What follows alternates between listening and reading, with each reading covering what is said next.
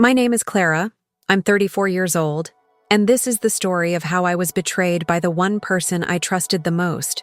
You won't believe what happened just days after I buried my husband. Have you ever been betrayed by someone close to you? Let me know in the comments because what happened to me will shock you. This isn't just a story about grief. It's about discovering that family can be your worst enemy. 11 years of marriage ended in a single moment when my husband James collapsed from a brain aneurysm. One day we were planning our weekend getaway. The next day I was picking out his coffin. The doctors said it was sudden, painless, but nothing about losing the love of your life is painless. I thought the hardest part was over after we laid James to rest. I was wrong. The real nightmare was just beginning. Just 1 week after James's funeral, I found myself at my nephew Ethan's first birthday party. I wasn't ready for celebrations, but family is family, right? My sister Olivia had been strangely distant during James's final days and funeral. Something felt off about the way she looked at me that day, but nothing could have prepared me for the bomb she was about to drop that would change everything I thought I knew about my marriage. Picture this. You're still wearing black, still crying into your morning coffee, and your own sister decides this is the perfect time to destroy your world. Olivia pulled me aside at the party with this strange smile on her face. She had this manila envelope in her hands, and I could see her hands shaking with excitement. The way she looked at me wasn't grief or sympathy. It was something much darker. That's when I knew this conversation would change my life forever. Clara, there's something you need to know about Ethan, she said, and my blood went cold. She opened that envelope and pulled out what looked like legal documents. James is Ethan's father, not Nathan, she announced, like she was telling me about the weather. Then she showed me a will, supposedly James's will, claiming he left half of our $800,000 house to little Ethan. I stood there watching my sister. This person I'd protected my whole life tried to steal my home while my husband was barely cold in his grave. The strangest thing happened in that moment. Instead of breaking down, I felt this odd sense of calm wash over me. Maybe it was shock, or maybe it was something deeper, but I found myself almost amused. Here was my grieving sister, trying to con me with the most obvious fake documents I'd ever seen. I looked at her, smiled, and said, "That's interesting, Olivia. Very interesting." But what she didn't know was that James had prepared for this exact scenario, and her little scheme was about to backfire in the most spectacular way possible. To understand why James would never betray me, you need to know who he really was. We met 12 years ago at a charity auction for children's cancer research. While everyone else was bidding on expensive art and vacations, James quietly bid on a handmade quilt created by the patients themselves. He didn't want the spotlight. He just wanted to help those kids. That night, I watched him spend more money on that simple quilt than most people bid on luxury items. And I knew I was looking at someone special. James was the kind of man who remembered your coffee order after meeting you once. He'd leave little notes in my lunch bag, even after years of marriage. When we got engaged, he didn't propose with some grand gesture on social media. He did it during a quiet walk in our neighborhood, saying he couldn't imagine his life without me in it. We bought our Victorian house after our first anniversary because James said every love story deserved a beautiful setting. He was thoughtful in ways that most people never even think about. What made James different was his generosity without expecting anything back. He'd shovel our elderly neighbor's driveway in winter without being asked. He donated anonymously to causes he believed in. James never bragged about his good deeds because he said true kindness doesn't need an audience. This was a man who lived by principles, who kept his word, who valued honesty above everything else. So when Olivia tried to paint him as a cheater, she clearly didn't know the man I married. Here's where the story gets more painful, and why Olivia's lie cut so deep. James and I tried for years to have children, 4 rounds of IVF, countless doctor appointments, and more heartbreak than I care to remember. Every negative pregnancy test felt like a little death, and every failed treatment made us question if we were meant to be parents. The physical pain was nothing compared to the emotional toll of watching other families grow, while ours remained just the 2 of us. James was my rock through every disappointment. He'd hold me when I cried after each failed attempt, never once making me feel broken or inadequate. When I wanted to give up after the 4th IVF failure, He said, "Clara, our love doesn't need a child to make it complete. But if you want to keep trying, I'm with you." We eventually made peace with being childless, building a beautiful life around our careers, our home, and each other. We became the couple who spoiled their friends' kids and found joy in being the fun aunt and uncle. The cruel irony of Olivia's accusation was that she knew about our fertility struggles. She knew how much it hurt us to remain childless. She sat through family dinners where I'd smile through discussions about her pregnancy while dying inside. For her to claim that James secretly fathered her child wasn't just an attack on my marriage, it was weaponizing our deepest pain against us. But she had no idea that this very struggle would become the key to exposing her lies. Now let me tell you about my sister Olivia, because understanding her is crucial to this story. Olivia was always the wild child in our family, the one who partied too hard, dated the wrong guys, and made decisions with her heart instead of her head. She's 3 years younger than me, but she spent our entire childhood trying to prove she was better than her boring older sister. If I got good grades, she'd skip school to show she didn't need education. If I brought home a boyfriend, she'd flirt with him just to prove she could. What would you do if you had a family member who saw your life as a competition? Share your thoughts below, because this toxic dynamic was about to reach a breaking point. Olivia's relationship history was a disaster movie on repeat. She'd fall head over heels for guys who treated her badly, then come crying to our family when things fell apart. Nathan, Ethan's supposed father, was just another chapter in this pattern. He was a bartender with a drinking problem and a temper to match. Their relationship was all passionate fights and dramatic makeups, the kind of toxic cycle that looks exciting from the outside but destroys you from within. I tried to warn her, but Olivia never listened to advice, especially not from me. What I didn't realize at the time was how deep her jealousy ran. While I was building a stable marriage with James, she was bouncing between toxic relationships and financial disasters. While we were buying our dream home, she was getting evicted from apartments. While we looked happy and settled, she felt like a failure in comparison. I thought she was just being Olivia, dramatic and impulsive, but jealousy had been eating away at her for years. And now that James was gone, she saw her chance to finally take something that was mine.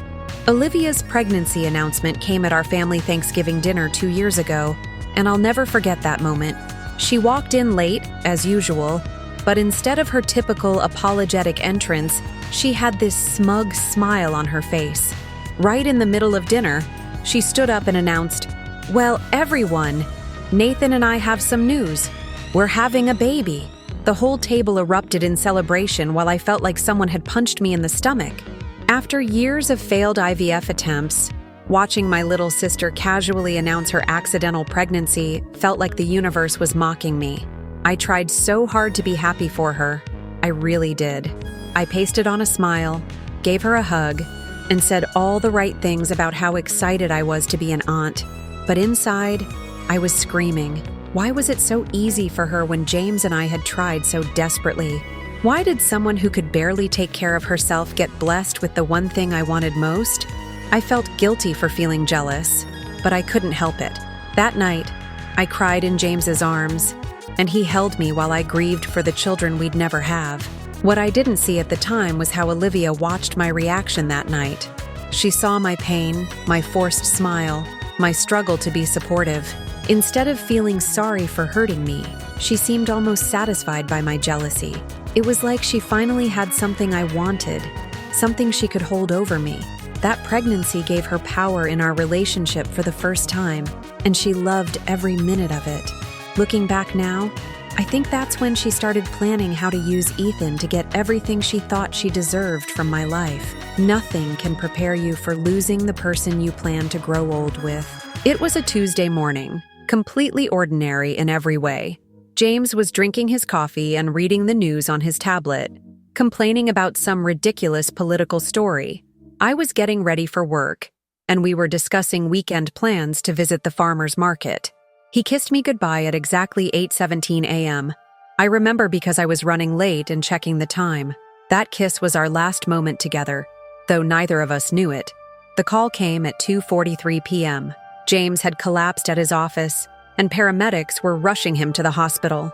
I drove like a maniac through city traffic, praying to every god I could think of, promising the universe anything if James would just be okay. But when I got to the hospital, the doctor's face told me everything I needed to know. Brain aneurysm, he said. Instantaneous. No suffering.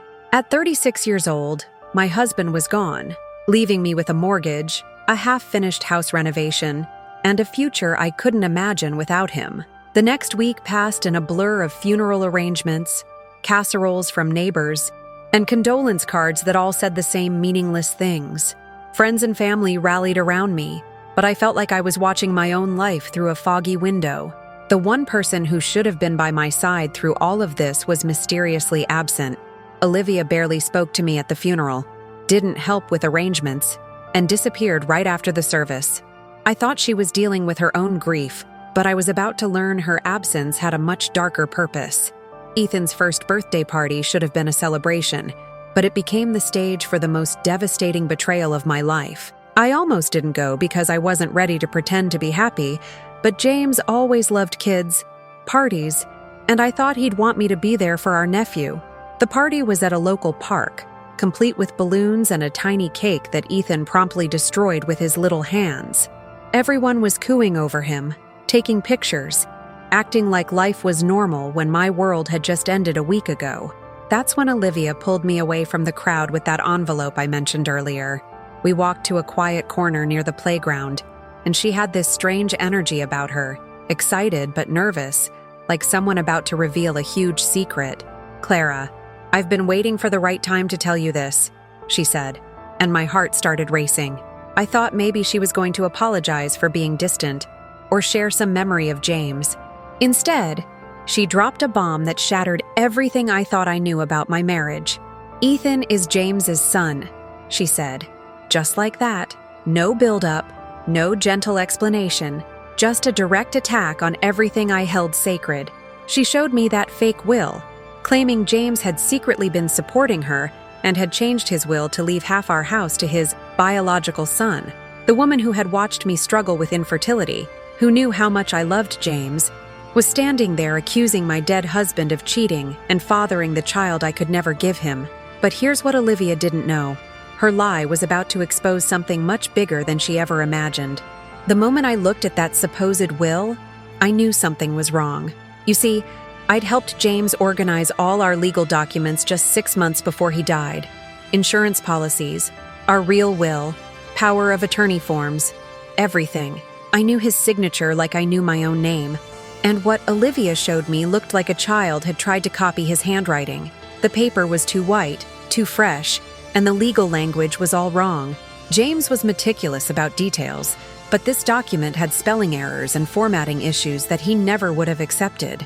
But I didn't explode or start screaming like Olivia probably expected. Instead, I felt this strange calm wash over me, like clarity cutting through the fog of grief. Maybe it was shock, or maybe it was my brain protecting itself, but I found myself analyzing the situation like a puzzle instead of feeling devastated. I looked at my sister, this person who was supposed to love and protect me, and realized she was betting everything on my grief, making me too weak to fight back. She thought I'd be so broken by James's death that I'd just hand over half my house without question. I smiled at Olivia, folded the papers carefully, and said, "This is very interesting. Let me take some time to process this, and we'll talk soon." The disappointment on her face was obvious. She wanted drama, tears, maybe even anger. Instead, I hugged little Ethan goodbye, thanked everyone for the party, and walked to my car with my head held high. But what Olivia didn't know was that James had prepared for exactly this kind of situation, and her greed was about to lead her into the most perfectly laid trap she could have imagined. Here's where Olivia's plan fell apart completely, and it's something she never could have known. 2 years before Ethan was even conceived, James had undergone a vasectomy. We'd made that decision together after our 4th failed IVF attempt, when we decided we were done trying to have children. It was an emotional choice, but James wanted to spare us both from any more false hopes or accidental heartbreak. The procedure was done by our family doctor, and all the medical records were in our home filing system, but James was even more prepared than I initially realized. See, He'd started noticing Olivia's strange behavior months before his death, the way she looked at our house, her comments about our lifestyle, her increased interest in our finances. He'd mentioned to me that he worried about what would happen to me if something ever happened to him, especially with Olivia's history of poor decisions and money problems. What I found in his desk drawer changed everything: a sealed envelope with my name on it, containing copies of his vasectomy records and a detailed journal about Olivia's concerning behavior. The journal entries were dated, specific, and devastating. James had documented every time Olivia made inappropriate comments about our marriage, our money, or our house. He'd written down the times she'd asked probing questions about our will, our insurance policies, and our future plans. Most importantly, he'd written, "If anyone ever claims I fathered a child after my vasectomy, Clara will need proof to protect herself and my memory." My husband had literally prepared evidence from beyond the grave to protect me from my own sister. But this was just the beginning of what James had left for me to discover. Armed with James's evidence, I knew I had to handle this situation carefully. I made copies of everything: the vasectomy records, the journal entries, photos of the obviously fake will, and took them to our family lawyer the next morning. Mr. Peterson had handled our real estate purchase and our actual will, so he knew James's signature and legal preferences better than anyone. One look at Olivia's forged document and he shook his head, pointing out at least 6 obvious signs of forgery that would never hold up in court. The lawyer advised me to approach Olivia privately first, giving her a chance to confess before involving the police. "Family fraud cases get messy," he said, "and with a baby involved, you might want to consider what outcome you actually want." I realized that while I could easily destroy Olivia legally, I had to think about little Ethan, who was innocent in all this. But I also couldn't let her think she could manipulate me just because I was grieving. This confrontation needed to send a clear message about boundaries and consequences. I called Olivia 3 days after the birthday party and asked her to meet me at a neutral coffee shop. She arrived looking nervous but defiant, probably expecting me to hand over the house keys or write her a check. Instead, I calmly placed copies of James's vasectomy records on the table between us. The color drained from her face instantly. "Olivia," I said quietly, "James had a vasectomy 2 years before Ethan was conceived. Biologically impossible means biologically impossible. So let's try this conversation again, but with the truth this time." What happened next was both satisfying and heartbreaking to watch. Olivia's entire facade crumbled like a house of cards in the wind. Her hands started shaking, her voice got smaller and smaller, and she finally broke down crying right there in the coffee shop. Through her tears, she confessed that Nathan was indeed Ethan's biological father, just like everyone had believed from the beginning. She admitted to forging the will using online templates and copying James's signature from old birthday cards. The desperation in her voice was real, but so was the calculated nature of her betrayal. She tried to explain her financial situation: behind on rent, maxed out credit cards, Nathan barely contributing to Ethan's expenses. She'd convinced herself that I had so much money and space that I wouldn't miss half the house.